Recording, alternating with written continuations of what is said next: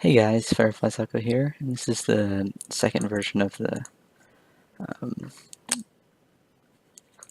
Lawnmower game I'm working on.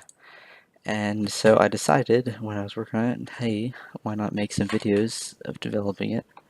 Because, well, I know last time there were a bunch of comments asking to see the source code, and I was like, well, why not just explain it? If that's the case, it might be interesting, I don't know. Maybe it'll be super boring. Anyways, this one's just going to go over what I already have done, and so there's three files here, our HTML, JavaScript, and CSS. Our CSS, not that important, pretty poorly made. I have no idea what I'm doing with that, but I think it turned out like at least somewhat okay. I don't know.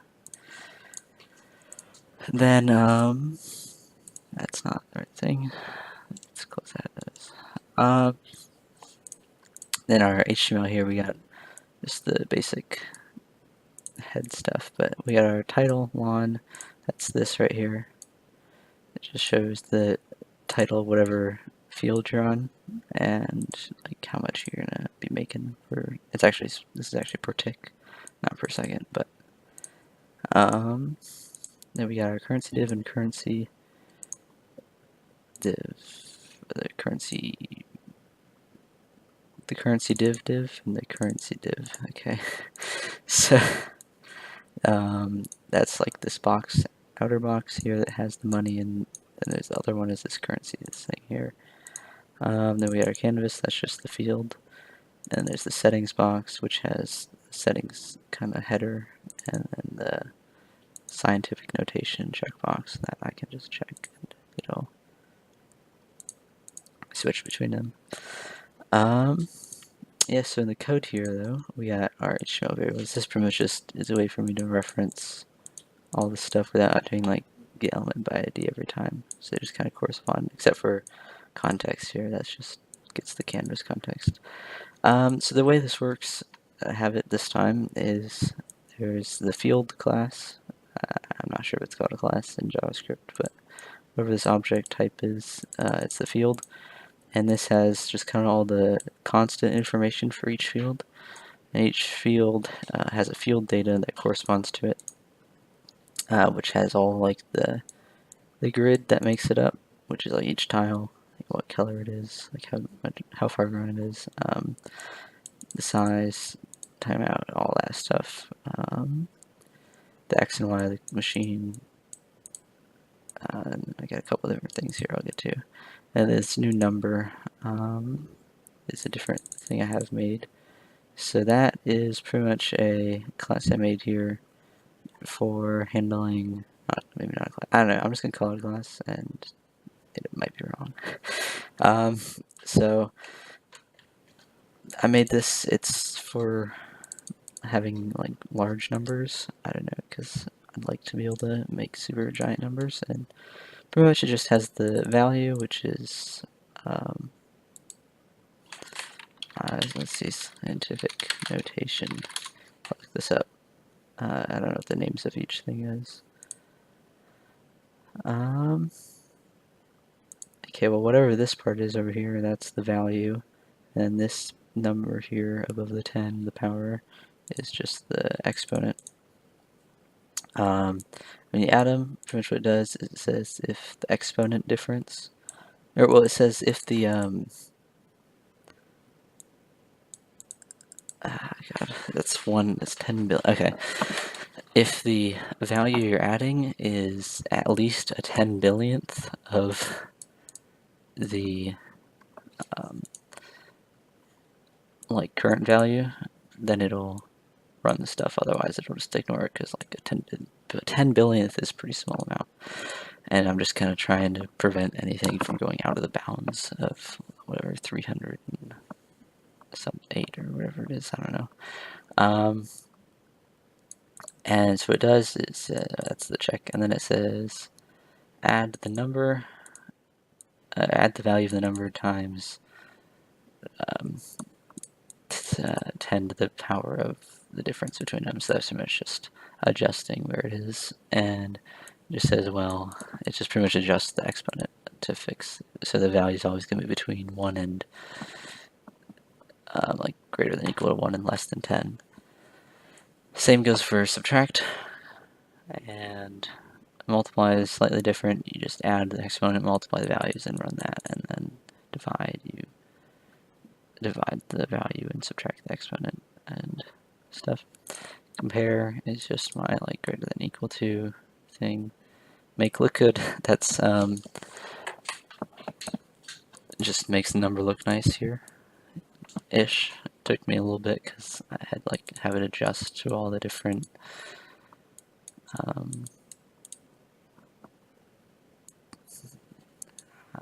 how many like digits after the 0 I want to show, because sometimes you get like this floating, I don't know what anything's called, where it kind of is slightly off by a minuscule amount, but it makes everything like 0.9999 going on.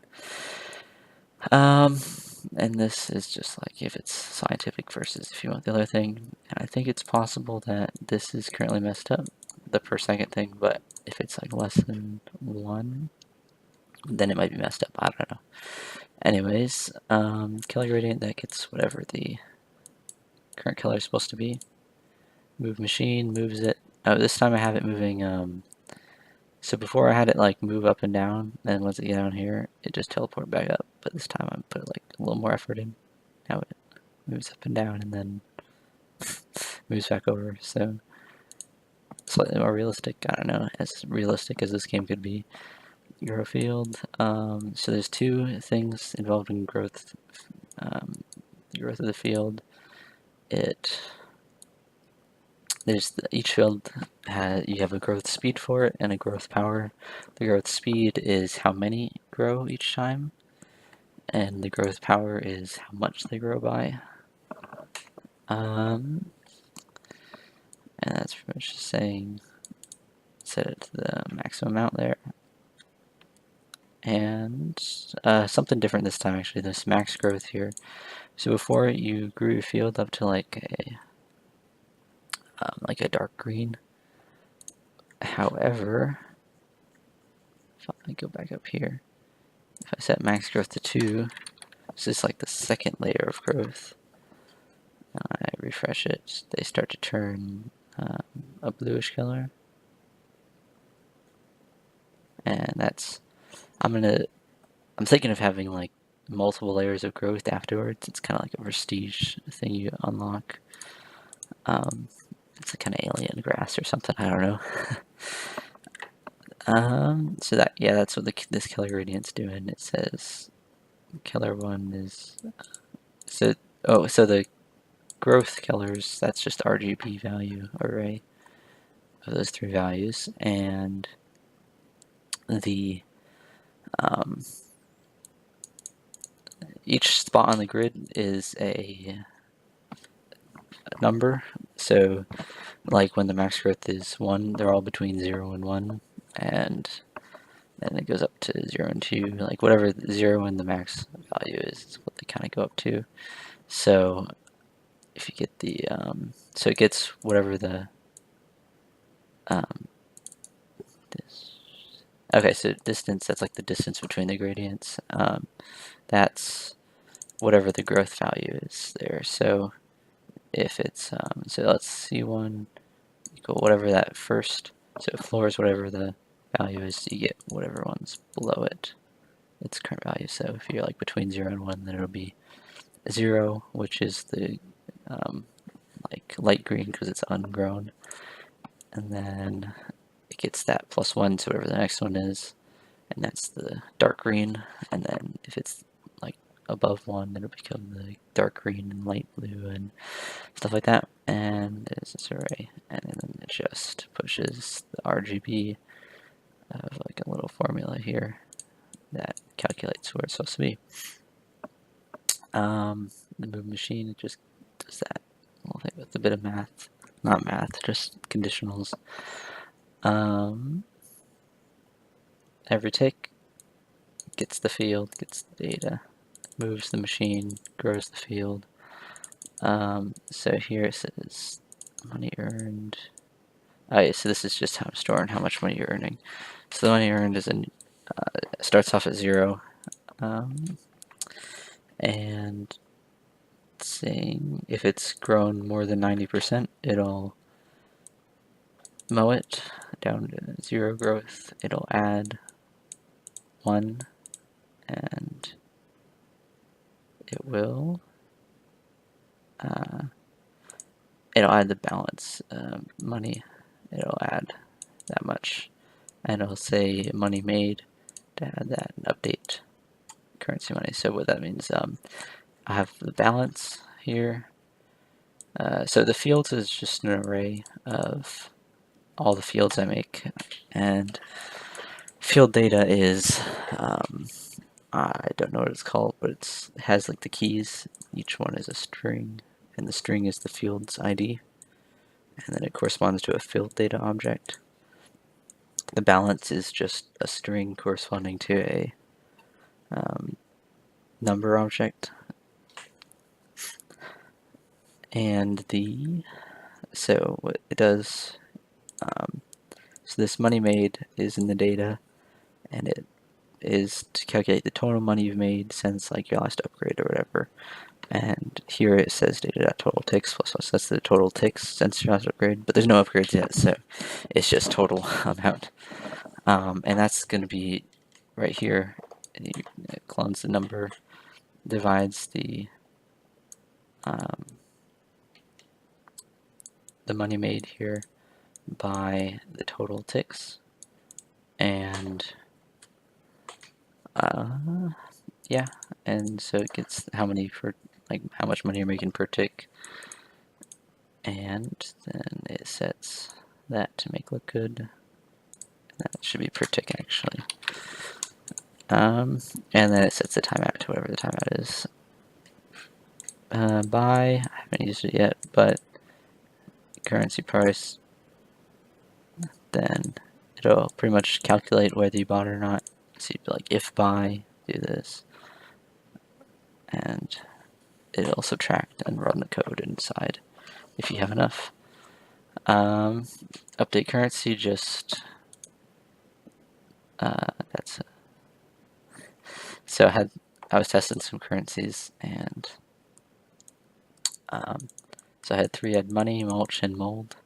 Kind of a reference, just to, it's kind of a secret that you can't tell anyone.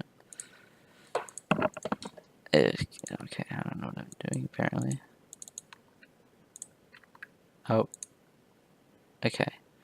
Someone made a comment here to get some mold. Yeah, just kind of a thing, I guess. I don't know. So pretty much it'll just create the currency object and assign whatever it is down here. So this is all just creating the object the first time if it doesn't exist yet, and then this sets it. Initialize field, this is just where I'm adding the fields. These are all the just different growth colors. There's ungrown, the light green, the dark green. I think I put like red, or I just put a whole bunch of different colors here.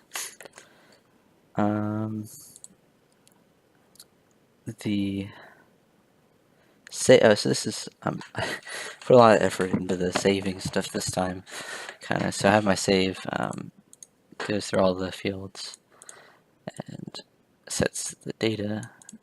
So it gets the data for that field and has an empty string here. So the way it works, the way it saves is each field has its own like spot in the local storage, and each currency, or no, and the currencies are all on one string, and it just kind of parses the thing here. So it says size equals this, timeout equals this, and I can just add them in.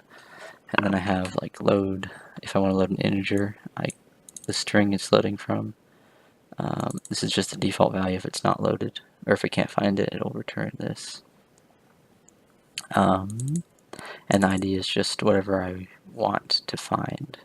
So it's finding ID in string and returning the default value if it can't find it. So it splits it on this, and then for each of those, it splits that on the equal sign, and if the first part is equal to ID, it'll return that first, or it'll return the second part. And it does pretty much the same thing for all these other ones.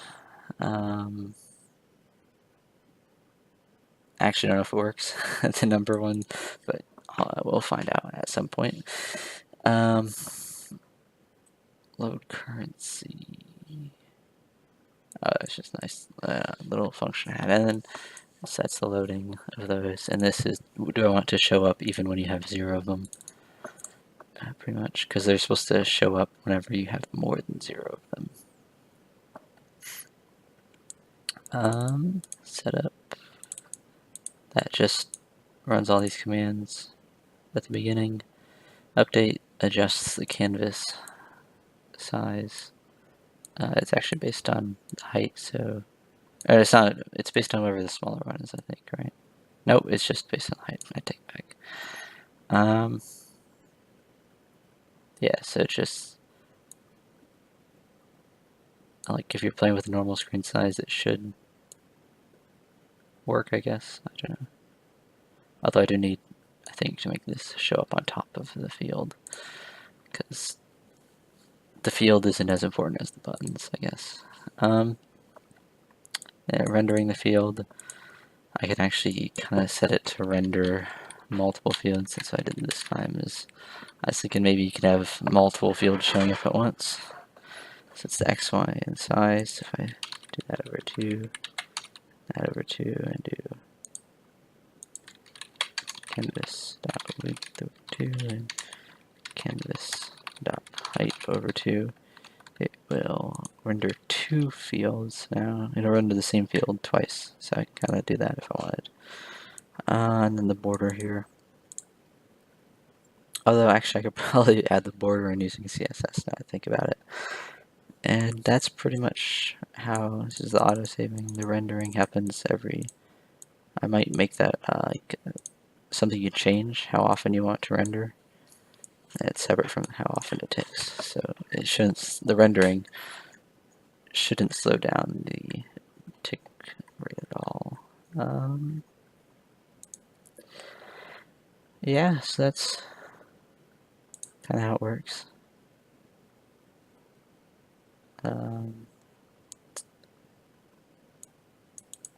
It looks like it's working pretty well. Yeah, like this is the thing right here. It's 0.99, which I don't want. Actually, it's not even supposed to show that right now. Oh no, I didn't change that one. I changed only the scientific one, I guess. So, like right now, it only shows 1 decimal place. And I think if it makes it to 10, it'll show a bunch, or it'll show less. Although, yeah, because I have it showing up to 1,000, it's not. Okay, yeah, it goes up to 1,000 of each. No, I don't know what I'm talking about. I don't think. It's been a bit since I worked on it. Yeah, it's supposed to be this one, the other one that changes that. So these two aren't supposed to be showing up, but I think I broke it. So yeah, what could be going on with it? So it gets the value, 7% 3. I think I was doing something like if it's less than 0, maybe not.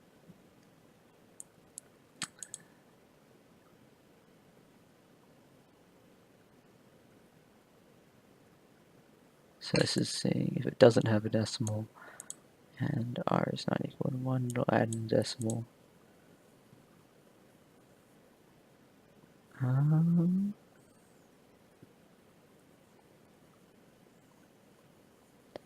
The exponent is greater than 3. Why am I doing if exponent is greater than 3? Let's try that. Okay, that seemed like maybe it was the problem. I think I was trying to fix like for yeah, that seems right. I think I was trying to fix for like decimals, and I guess it's the case. The thing that was confusing to me though, so to go from money per tick to money per second, it should just be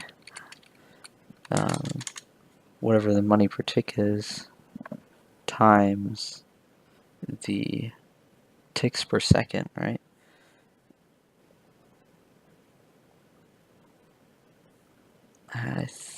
Wait, yeah. So ticks per second is just 1,000 divided by the timeout, because the timeout is how many milliseconds it takes. So if I do multiply by create number, so I think I did this before, but it wasn't really working. So I want 1,000. Yeah, 1,000 divided by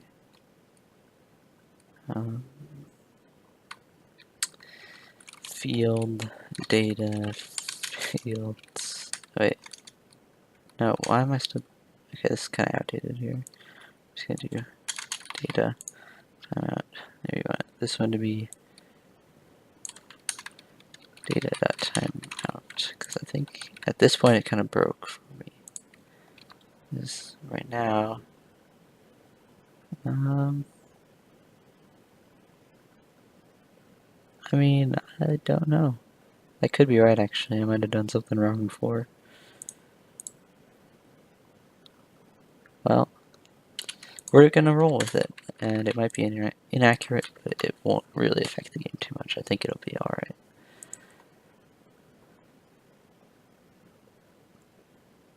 I don't really have a way of timing it, so... Oh well. It's getting kind of late, so I'm gonna finish up the video here. Also, I'm gonna be creating a Discord, I think, just so you can like put ideas or whatever, and I can easily see them. So, see you guys later.